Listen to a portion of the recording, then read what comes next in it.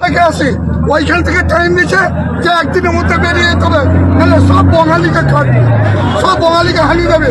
মাকে বলছে মুখে মুখে মারতেছে, সেই মাকে আমাকে অনেক কাটবি এইটিভি ছড়িবেনি। সে মাকে উড়িষ্যারে কর ভাবিল সেইটি খবর পাইছে, সে মাকে সব খবর পাইছে।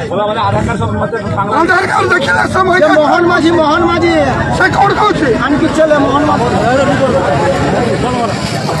সে মাকে কৌছে আধার কার্ড দেখিলে তুমি বাংলাদেশি, আমি এঠিকার লোক।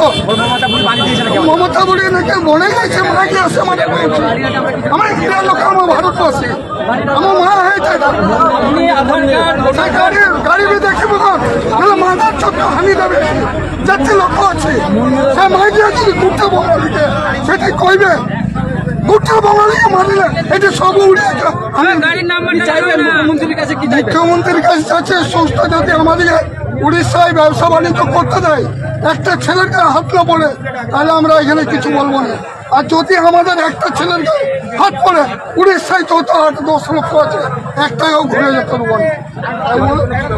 আর আমাদের জন্য কি ব্যবস্থা করছে মুখ্যমন্ত্রী, সেটা অবিলম্বে ব্যবস্থা করুন।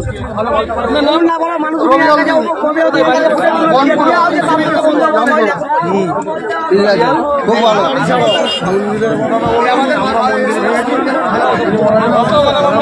পশ্চিমবাংলা ফেরিওয়ালা থেকে গাড়ি দিতে হবে মমতা ব্যানার্জি।